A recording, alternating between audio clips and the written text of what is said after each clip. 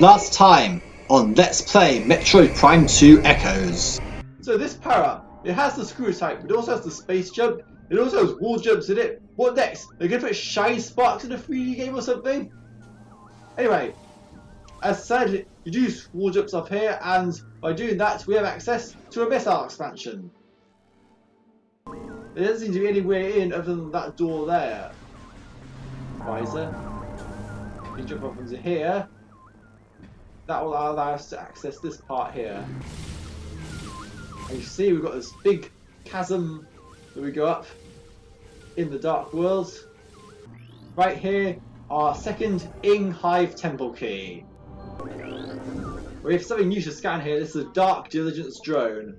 But our prize for defeating both of those is a missile expansion. It looks like the beacons give off sound waves, which is good. It looks like our way forward has been opened for us. You can boost up to here. This all hits the portal right here, and there is our last Dark Temple key. We have all three Ing Hive Temple keys, and we can open the Dark Temple. We have our ammo recharge station.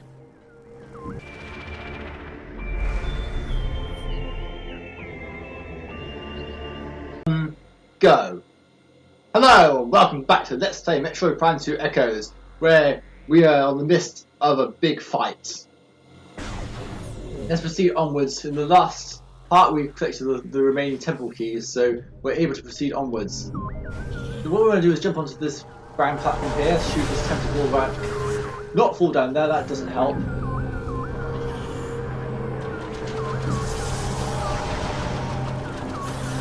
Around the other side here, kill the tentacle right here, boost off onto the upper ledge,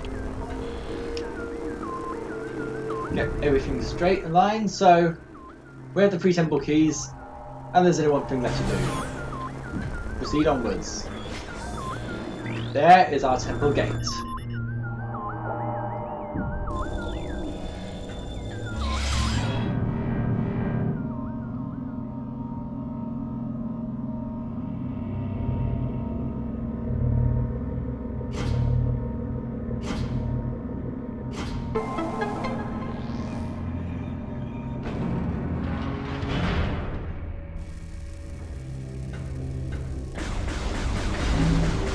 When you step into this beacon, I advise stay in this until you're at maximum health. There's a very good reason for this, and that's because the Powerbomb Guardian was the last Dark World boss which had save zones in it. Every boss battle from this moment forward in the Dark World is like the Boost Guardian, and it has no safe zones. However, this should be a lot more manageable now, considering that we have 11 energy tanks. So a large scale boss battle like this is probably due and more appropriate for this time in the boss, which is probably why people don't have as much problem with this boss as they do with the Boost Guardian. You'd expect bosses to be quite tough at this stage anyway. So you might be wondering, what lies beyond this door? I will say that if, like me, you missed one part of the Dark Quads in the Factory Temple, you have one other opportunity to scan it, but things are going to get a bit hectic because, yes, it's in this upcoming boss battle. So, let's see what boss awaits us.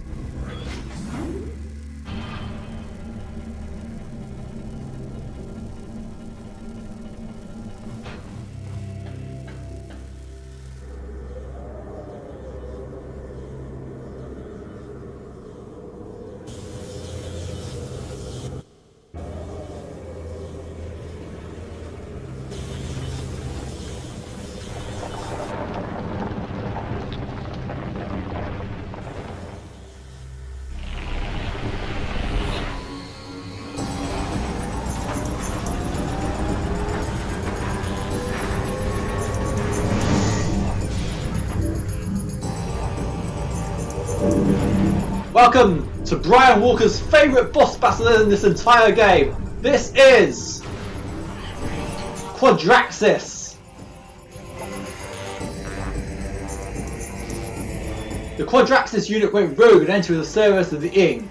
Its primary weapon system fires destructive antimatter blasts. It uses a powerful missile for long-distance attacks. The Quadraxis is incredibly durable and well-armoured, but its leg and foot joints are vulnerable. Damage to these joints will eventually render it immobile. In an interview with IGN, Brian Walker said the Quadraxis was his favourite boss in Metroid Prime 2, and I have to agree, this boss battle is awesome. You'll see during the case. What we need to do is try and damage its leg joints, but we can't do it when they're doing like that. When they start glowing like that, it creates several shockwaves, which can be hard to avoid. Especially considering we need to stay in morphle mode, so this is what makes this boss battle particularly tricky. So if you just go into that mode, prepare to transform out of morphle mode so you can get in there. Now we've got one of the joints, 2, 3. Thankfully they do offer huge health pickups, which you might want to pick up while you're on there. Right, now that he's got out of that, you know, look at the Quadraxis very carefully. If a leg joint is glowing blue, you want to shoot it.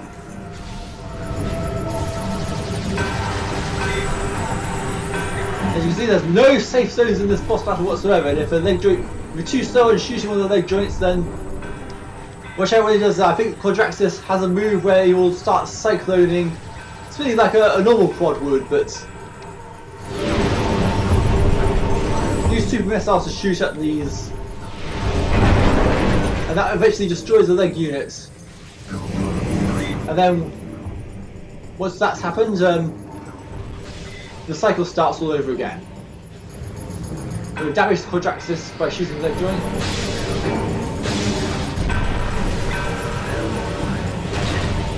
Got one of them. Try and do this very quickly because otherwise, obviously, your health is always on a timer here, but at the same time, they do offer plenty of health refills along the way.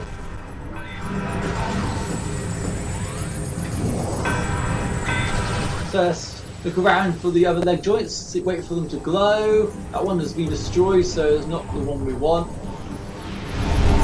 And he blocked it there.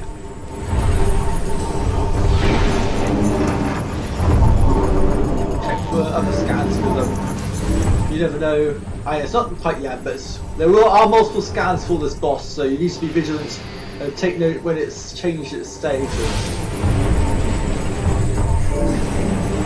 Manage your health very carefully. This is a long boss battle and you need to have quite a lot of health in order to deal with this.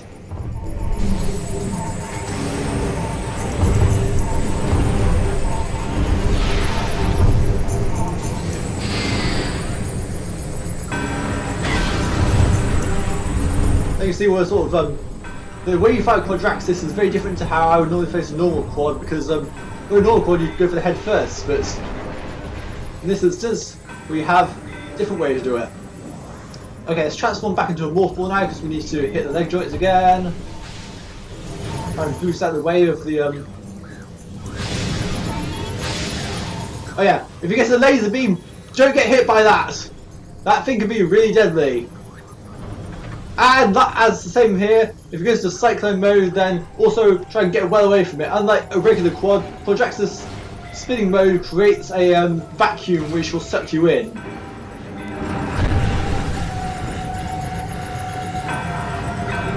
This away, and we get some health while we're at it.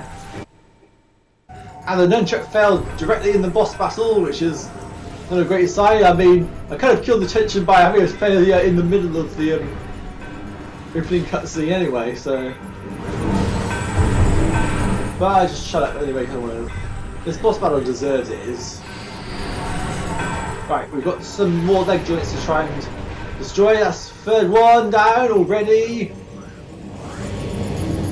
Keeping our health high because, as you might expect, this is a temple boss fight, so it is a lot more complex in design than some of the regular Guardians. So if you get like a Morbus and Chick have multiple phases and multiple things to do, this is the same case with the Quadraxis. But man, is it worth it?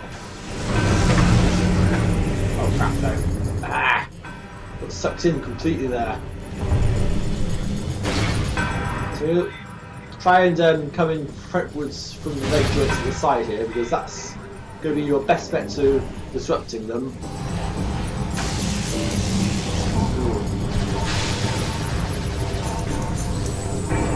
Well, you need a bit more missiles now, I think about it.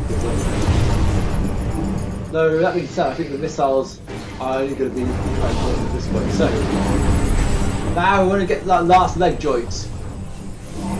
Which can be quite tricky because it's obviously not always going to be firing. And we're completely the wrong side anyway, so I need to quickly mash that strafe button and get out of range of that thing. But that does help get us, nope. He's doing his particular pattern of always following up. Well, that's something I noticed here, he always follows up that cyclone after the homing beam attack.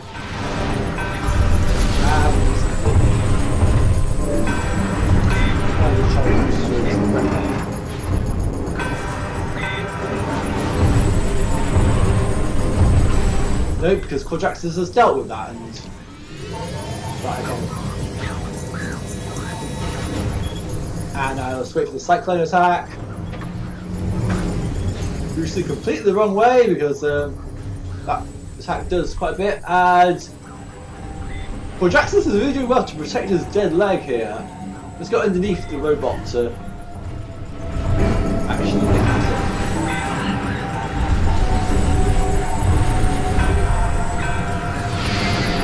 And of course it does that. He doesn't want us to get that last one, does he?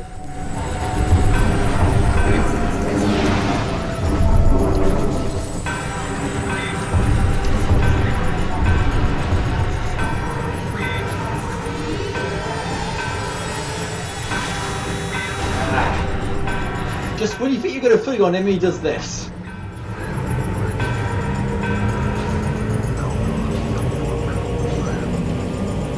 Also, remember, I know safe zones, so... Oh yeah, I remember now. When Quadraxis is sucking you can actually damage, you can actually stun the middle and shoot the centre to prevent it. I completely forgot about that fact.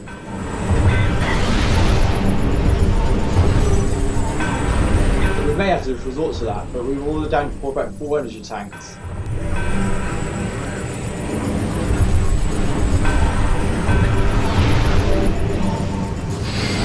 Just cannot get a good hit on him. It's going to be going a lot better. Yes, we did it! Okay. Get ready, your scan visor ready, and... because now it's going to detach itself. The head is going to float around, a bit like we saw with the regular quads earlier. And that's what it looks like.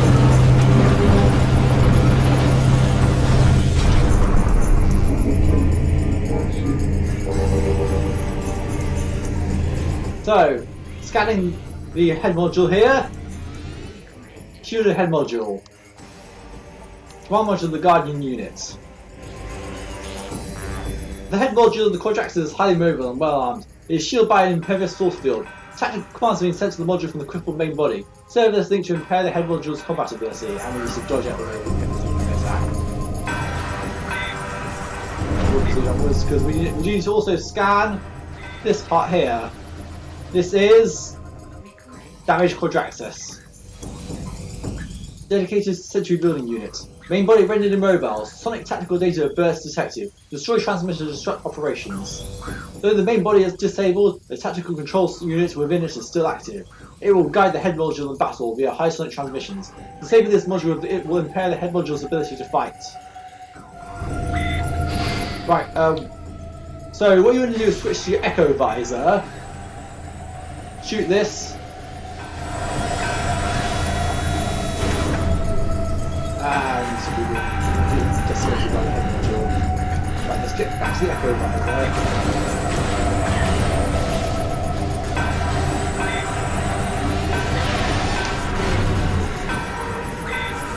Now when you stun the module, I think there should be an enemy that appears.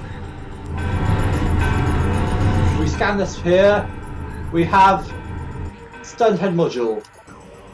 Mechanism stunned head module. Battle logic disrupted. Unit is vulnerable. Shield offline. Unit is generating drones for defense while trying to restore the sonic module. Okay. Head module is unable to receive tactical data. Force field offline. Unit is generating drones to defend itself while attempting to restore tactical unit into main body. Destroy sonic receptors on unit to prevent this. But we won't actually do this because this is the only other place in the game you can scan the Dark Quad.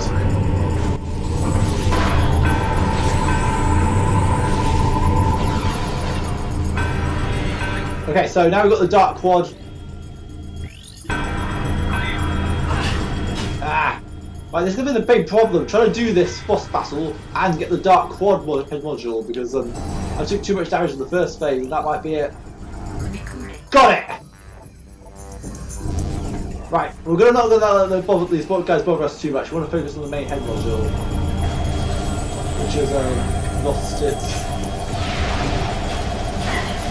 connection again, and so let's shoot these parts here.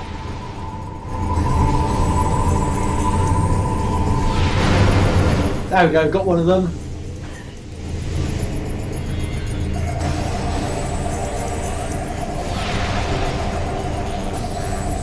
I think you noticed because the hardest phase is coming up.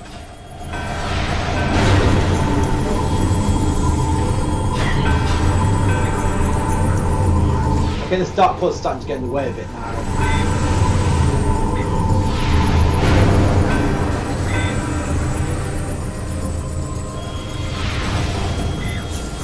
I think we're trying to destroy this Dark Quad because it's going to get too much of a nuisance otherwise.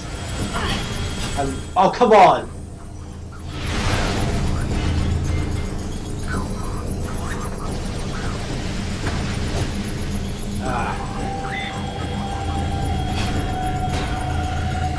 Well, was it really worth it? You better give me something good for this.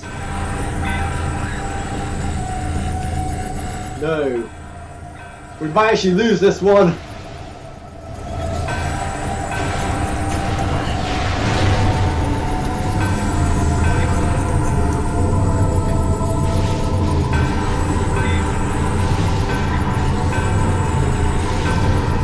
Come on. And that's it for this part of the Quadraxis boss battle. There's one phase left, but this one is particularly noticeable. You're going to destroy all the leg joints and is now just by itself. So those leg joints are actually important. So what we do need to do now is scan the Quadraxis first, because that is still very important to do so. Come on.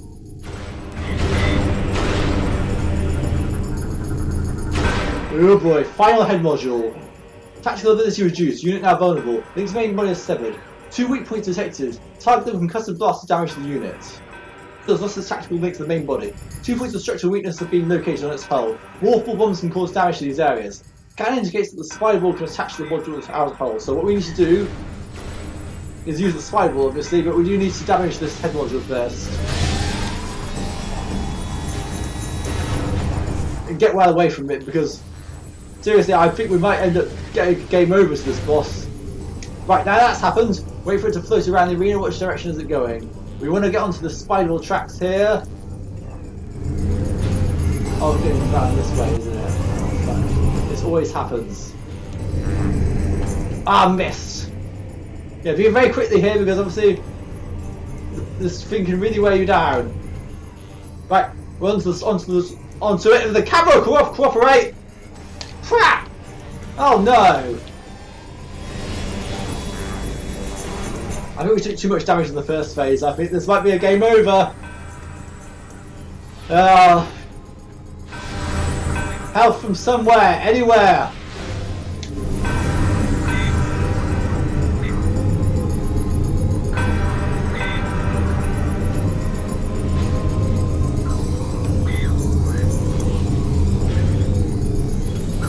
Ah!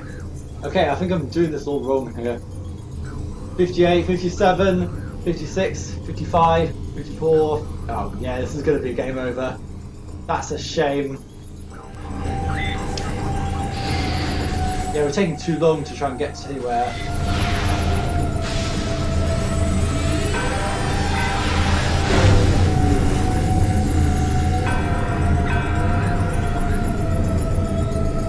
Let's wait for that. 26, 25, 24, 23, 22, 21, 29. Well, we got one of them, but it's too late. It looks like we have to do it all over again. No, we've actually have the time here. Crap, no. Maybe not.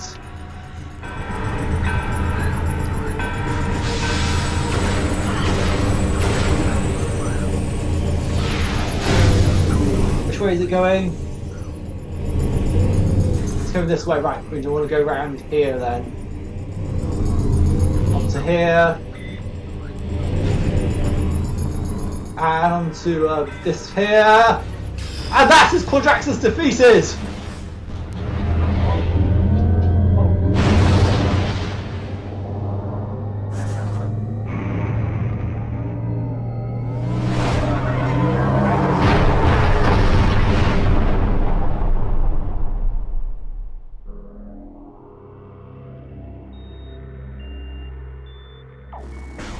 Okay, quickly get our health back because we really need it.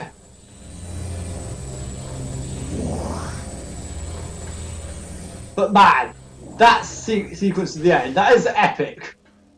Quadraxis is a really good fight, and this power we got from it is really well earned. This is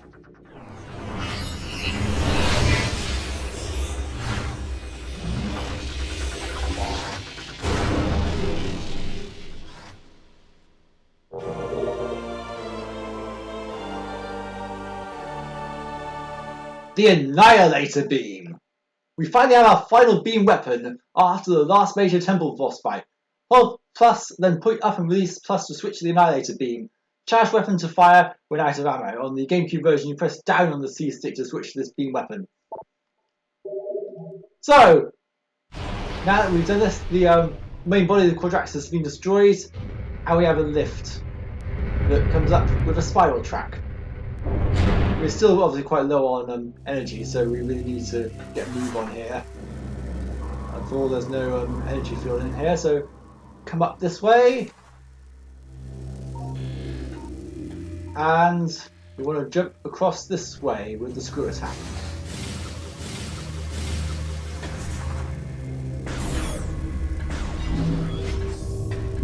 But not that way, because that goes out of the temple altogether.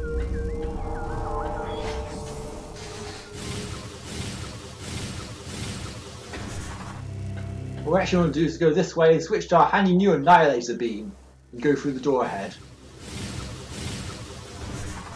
So yes, these doors were Annihilator Beam doors all along. The Annihilator Beam uses both light and dark arrow at the same time. So when you do use it, the Annihilator Beam, that is, you will be using twice as much ammo, which is why I wanted to get as much beam arrow expansion as possible, because this thing is too good not to use. And there's a lot of cool stuff you can do with the Annihilator Beam, which we'll be seeing coming up. But for now, we have a mission to complete, so... And we can sit here and recharge health, but there's something else we can do, which we should get an energy fully replenished coming up anyway, so... More importantly, I was able to get the dark quad scan that I missed out on previously.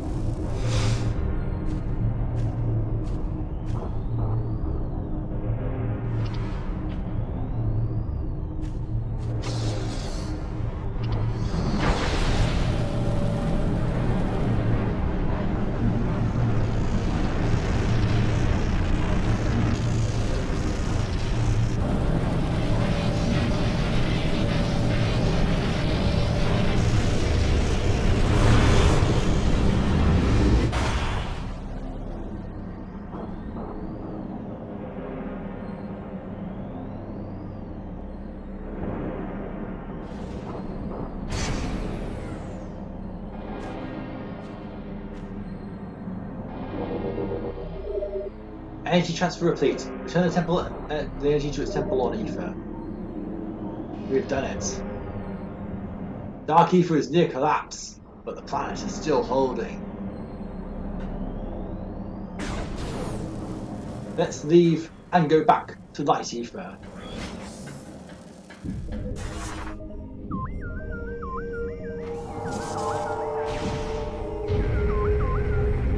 So But yeah, now we have the Annihilator Beam. A few more upgrades have been opened to us, which is why the last episode was so short in a way, because there weren't actually that many upgrades we could get, but the Annihilator Beam is a big key to getting some of the upgrades throughout the game.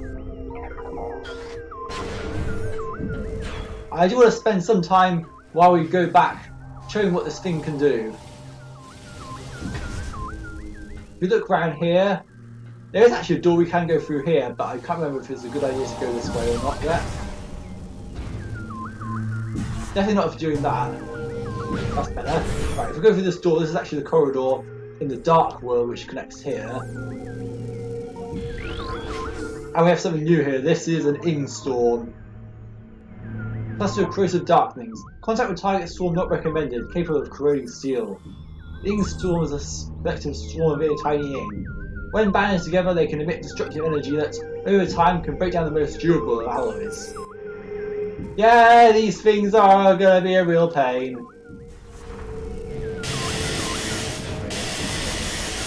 They hide either side of something here, but I can't remember if there's actually any points to being here. Echo Visor, Dark Visor. Okay, well there is an upgrade in here in the Light World, but in the Dark World this is just a passage to get over to that side over there.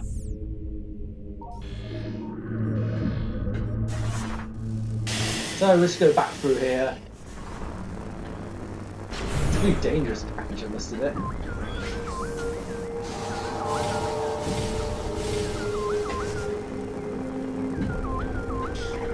So let's jump onto the middle platform here. So we're going to be sort of looking to make our way out back to Light Aether so that we can return here. So you're wondering, how you get out of here? Quite honestly, me too.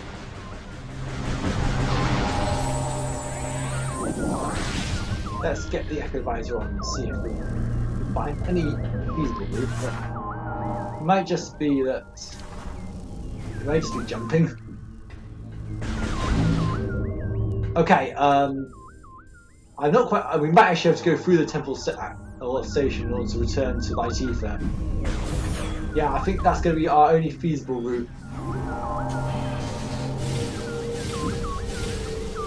Man, look at the eerie red glow that all the areas in Dark Aether are on now that we have taken the energy from them. And most of them are like that. No, dang it!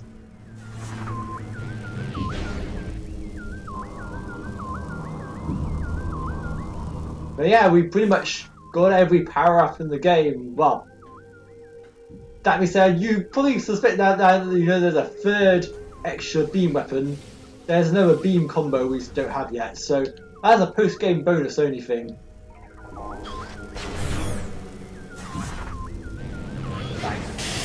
Let's just boost our way through this.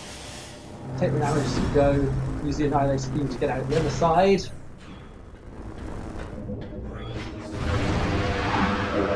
And Dark Pirate Commandos again. It's time to test our new Annihilator Beam.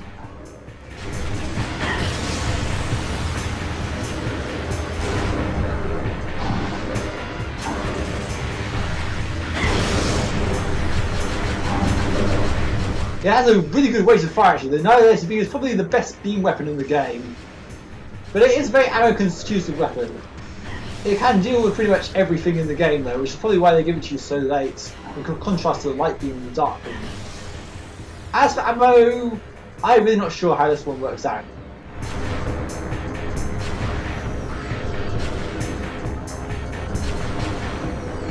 Also, in regards to, I know I've done some trivia for previous bosses, but I really don't have much of for the Quadraxis other than interview with IGN.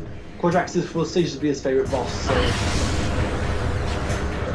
might be able to find some more somewhere, maybe in a different part. I know this is supposed to be Quadraxis' main part. Ah, there we go, that one's dead.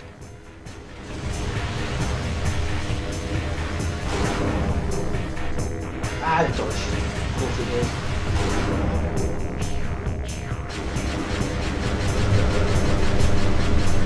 One cool thing about the Annihilator Beam is its homing shots. The shots will home in on the enemy, so you don't need to worry about necessarily being too accurate because As long as you're locked on, the enemy can be evasive all they want, but it doesn't matter. They're going to get hit but regardless.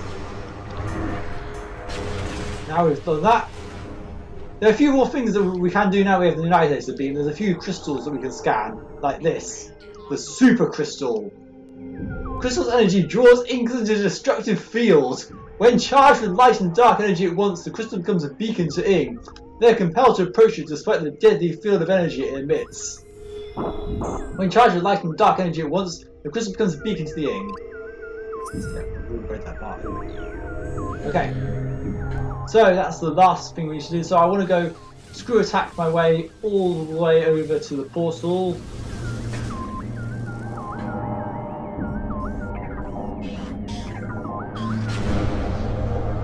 And something about the Annihilator Beam, you can use it to open both light and dark portals because it is both light and dark energy. But I said the Annihilator Beam is one of the most ammo consuming beam weapons in the game. It is awesome though.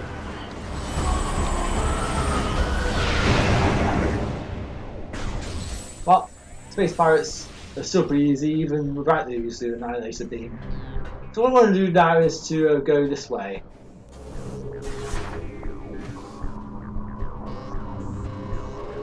We're going to be taking a slightly different route back towards the Light Temple. Acrobat. So, no. Okay, good. These up.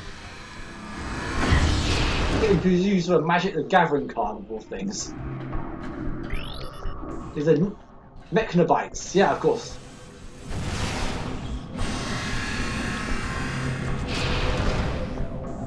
Man, remember I've completely forgot these guys needed Seeker missiles. So yeah, we can now open these gates. If we choose the Echo Visor, because it's Echo Visor's sound base, the Annihilator Beam emits sonic waves, so naturally you'd shoot this. I'm becoming Legend of Zelda Wind Waker all of a sudden. Nope.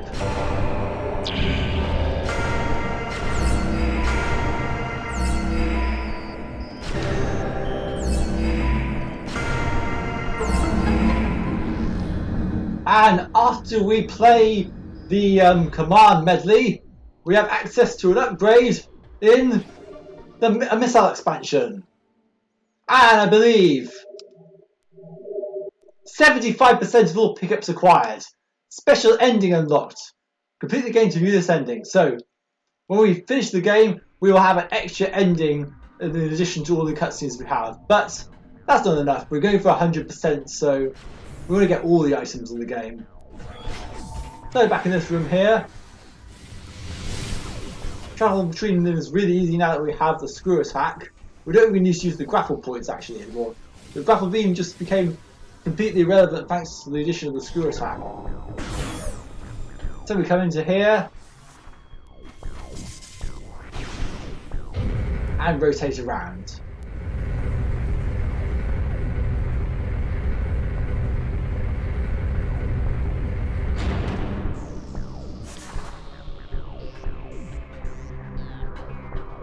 Now, let's put things right again and save Sanctuary Fortress.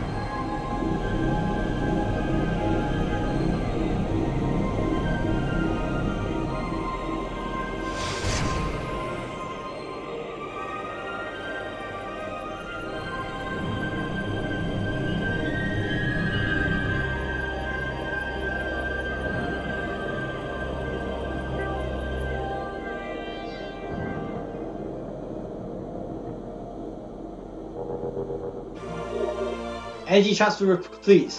The temple's energy has been restored. We did it! We restored all 3 of the major energy controllers. Yet Dark Aether is still active. Time for a progress update. We have 87% scans. We wouldn't be getting 100% scans because we missed one, but we got one of the ones that I was really concerned about missing. So if we look into the creatures section, we are still not fully complete on this, but we have most of the creatures in here. Off-world still leaves something to be desired. We have still yet to find all the types of Metroids, for instance.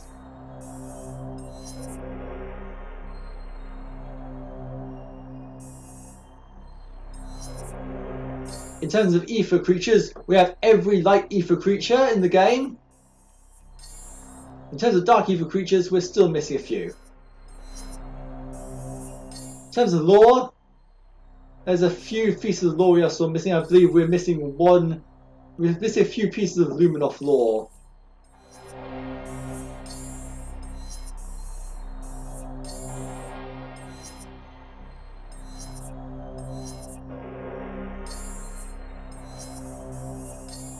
And regardless, we've got those trooper logs and the space pirate logs is the section that's complete. Finally, we've got research. Ether studies is finished. Biology is not quite finished yet, and that owes to dark things mainly.